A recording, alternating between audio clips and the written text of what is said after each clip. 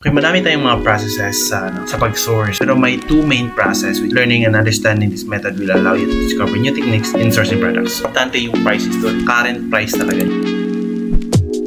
Product sourcing process. So, tapos na tayo sa mga tools na ginagamit, yung mga purpose nila, yung mga use nila. Alam na rin natin kung paano mag-identify ng good or bad product. Tapos, may idea na din tayo kung ano yung kadalasan na hinahanap ni client ng mga product, ng mga gusto nila ng product. Ngayon naman, paano naman tayo maghanap ng product? Ito na yung main job natin, miss. Pag-prepare na tayo, prepare na lahat. Yung sabi ko na yung tool at lahat.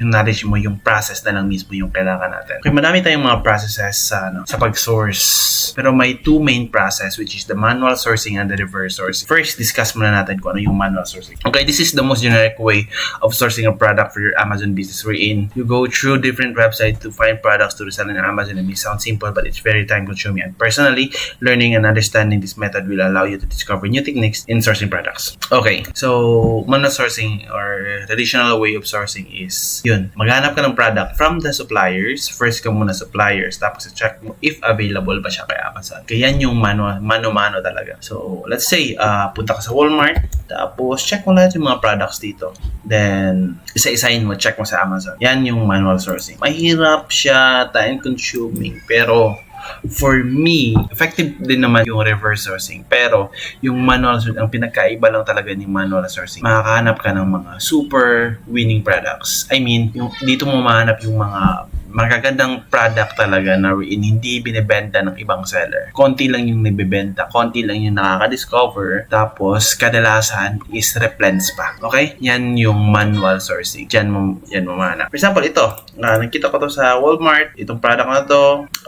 Copy ko lang yung title, then search dito sa Google, then hanapin ko sa Amazon, or lagay ko na lang sa huli yung Amazon word. Yan.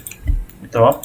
Pwede magkaiba. Hindi siya parent choice. Wala siya sa Amazon. Next, hanap tayo ng ibang product. Ito. Yan. So, ito. Copy mo lang yung title. Then, search mo sa Amazon.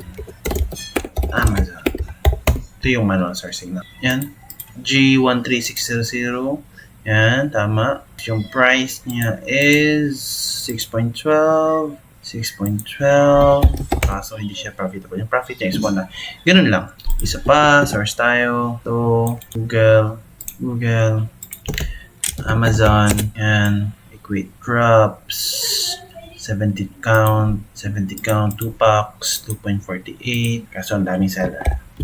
Times 2. Profitable siya for small and light. Kaso kulang pa din. Konti na pa din. Yan yung manual sourcing. Okay, napakita ko naman sa inyo kung paano mag-manual source gamit ang SaaS. Okay, so sa tagal ko nang nagsusource ng product, meron akong nakolekta ang mga website na alam ko talaga na regularly nagsisale sila. Okay? So ito sila, mga website na trip ko talaga. Okay? So let's say, open tayo. Kills, ColorPop. Ayan. Si Kills naman, meron siyang 25% off. ColorPop naman, meron siyang 30% off sa festival shop. Ito mo natin si Kills kasi big store si Kills. Ayan. Ito yung mga on sale niya. So, gagamitin natin si SellerAmp. So, importante din dito sa pagmamanual source, dapat mabilis din yung laptop mo, malaki yung memory niya para mas mabilis yung pag-source mo. Kasi importante din kasi yung speed. Pero first, kung baguhan ka pa, okay lang mabagal. Basta make sure mo lang yung accuracy mo is okay talaga. First, nag-open ako usually 10 products. Pero ngayon 8 lang muna. And after kung open yan, i-click ko si SaaS. Yan. Click ko si SaaS isa-isa para mag-load na sila. Then, babalikan ko mamaya. Once ma-click ko na lahat, then, balik ako sa pinakauna kong product. Yan. So, dito, ito yung SaaS. Itong mga product na to is available kay Amazon. Yan. For example, ito. I think 4.2 ounce. Ito. Binibenta ng magkano? $50. Tapos dito, sa Amazon is 40. So, hindi na ako magsasayang ng click dito kasi alam ko naman hindi profitable. Ito is 125 ml. 35 hindi pa din. Ito is 1.7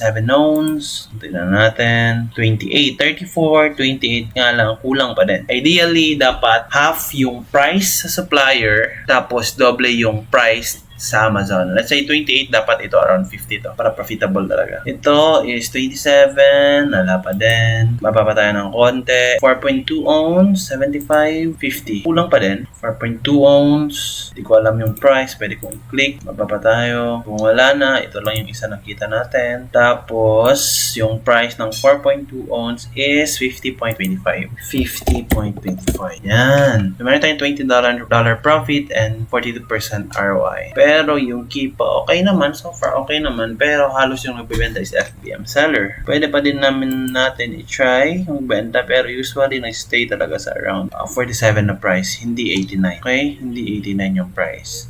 Dito dapat. So, hindi pa din siya good product. Importante yung price history. Hindi tayo mabibase sa current price talaga niya. Check na yung history. Okay. Check pa natin yung iba. Ito, 1 ounce is 48. 1.7 is 69. 66. Hindi pwede. Wala na. Yan. Ito is 2.5. 75. Magkapareho lang. Wala pa din. So, useless na yung sale niya. Dito. Check natin to. Kano 1.7. 57. Mas mahal pa yung sa Amazon. 2.5 ounce. 71, hindi aabot. 71, tapos 80, hindi pa rin yan aabot. 2.5, hindi pa rin. Ganyan talaga. Walang, kung meron agad tayong nakikitang product ngayon, ibig sabihin masyadong madali itong sourcing. Kadalasan, sa isang oras, isang product is okay na yan. So, sa walong oras, 8 products a day, survive mo na si client. 1 ounce, 48, 44, magpareho lang. Dito is 2.5, walang available na 2.5 size. Ito is 2.5 pa din. Ito is 2.5 pa din. 1.7. Walang kaparehong size. Ito, nandyan si Amazon. Skip ko na yan. 1 ounce. 47 sa 1 ounce. Ito is 1 ounce pa din. Pero walang price. Check natin. So, 42 to dito. Kano to? Wala, hindi pa rin na. Hazmat pa siya. Next is 6.8. $38. 33. Hindi pa din. 4.2. Dito parang pasok ko. Ay, hindi. 29. Check natin. Tayo natin compute. $39 tapos 29. So, ideally, dapat half dapat. Pero, try lang natin kasi wala. So, hindi siya maabot. So, yung profit niya is negative 0.11. Ano pa tayo? Baka mahanap tayo. Ito 6.8. Tayo natin 0.8. 6.8. Magkano ba sa 33.75? So, kung nasa 50 plus to or 60, wala. Hindi pa rin. Check mo lang. Isa-isahin mo talaga yung mga products sa supplier. Tapos, check mo sa Amazon. Okay? Though time consuming siya, pero mas mataas yung chance na mahanap ka ng mga good product na pwede natin i-resell in the next few months. Okay, that's it. Thank you.